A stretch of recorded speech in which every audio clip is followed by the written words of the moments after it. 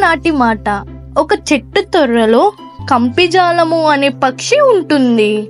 ఒకనాడు అది ఆహారముకై వెళ్ళి తిరిగి వచ్చేసరికి దీర్ఘకర్ణుడు అనే కుందేలు తన తొర్రలో విశ్రాంతి తీసుకోవడం చూసి ఆశ్చర్యపోయింది.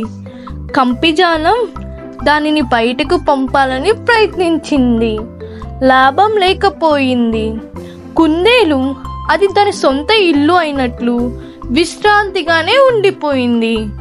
అప్పుడు కంపిజాలం, దీర్ఘకర్ణుడా, ఇది నా ఇల్లు, నువ్వెందుకు దాన్ని ఆక్రమించావు? నా ఇంటిని వదిలి వెళ్ళిపో. అప్పుడు కుందేలు ఇలా అనింది, కంపిజాల చెట్లు, తొర్రలు, జలాశ్రయాలు మొదట ఆక్రమించిన వాళ్ళకే చెందుతాయి. వాటిపై ఎవరికి శాశ్వత హక్కులు ఉండవు. కుందేలు మాటలకు కంపిజాలం చాలా బాధపడింది.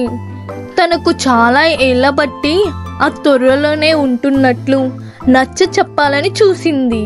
ఎన్నో ఆధారాలు చూపించింది. అయినా ఆ మాటలకు దీర్ఘకర్ణుడు లక్ష్య పెట్టలేదు.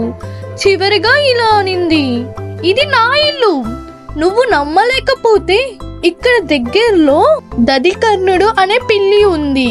అది గొప్ప పండితుడు. ఆయన దగ్గరకు వెళ్ళి విషయం చెప్పి అది ఇచ్చే తీర్పును ఆమోదిద్దాం. అప్పుడు కుందేలు చెవులు ఆడించి వేళకోళం చేసి, నీకు ఈ తొర్రె కావాలంటే పిల్లి తీర్పుకై వెళ్దాము, ఇష్టం లేకపోతే దూరంగా పో అంది. గత్యంతరం లేక కుందేలు షరతుకు పక్షి అంగీకరించింది.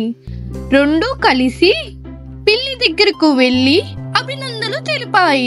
అవి చెప్పిన మాటలను పిల్లి శ్రద్ధగా వింది. క్షణకాలం ఆలోచించింది. మీసాలు దువ్వుకుంది. కళ్ళను గుండ్రంగా తిప్పి క్షణకాలం కళ్ళు మూసుకొని చివరిగా ఇలా అనింది, నేస్తురాలా, నాకు చాలా అనుభవం ఉంది, ఎంతో జ్ఞానం ఉంది. నా మాటలు విందురుగాని దగ్గరికి రండి, మీకు హాని చెయ్యను. మాంసాహారాన్ని మానేశాను, శాకాహారిగా ఉన్నాను. ప్రస్తుతం నేను సాధువుని. పిల్లి మాటలు నమ్మి పక్షి, కుందేలు దాని దగ్గరకు వెళ్ళాయి.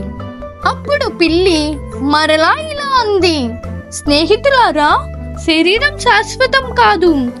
ఏదో ఒక రోజున మట్టిలోనే కలిసిపోవాల్సిందే. అందుకని ఇల్లు శాశ్వతం అనుకోవడం మూర్ఖత్వం. మనం చేసే మంచి పనే మనకి కూడా వస్తుంది. అందుకని బతికుండంగానే మంచి పనులు చేయాలి. పక్షి, కుందేలు పిల్లి చెప్తున్న వేదాంత వాక్యాలను వినసాగాయి. పిల్లి వారిని జాగ్రత్తగా పరిశీలిస్తుంది. అవి రెండు మాటలను పరిసరాలు మరిచిపోయి వింటున్నాయి అని గ్రహించింది. వాటిని అదే ధోరణిలో ఉంచాలని భావించింది. ఇంకా ఇలా అంది, వెన్నెముక ఇచ్చి దదిచి శరీర మాంసము ఇచ్చి సిబి మంచినీళ్ళు దానం చేసి రంతిదేవుడు అమరులయ్యారు.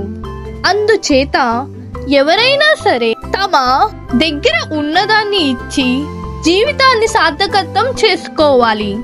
పక్షి, కుందేలు పిల్లి మాటలకు తన్మయం చెంది ప్రపంచాన్ని మర్చిపోయాయి. అదే సమయాన్ని పిల్లి వాటిపై దూకి తినేసింది. అందుకే నీచులకు న్యాయాధికారం ఇవ్వరాదని పెద్దలంటారు.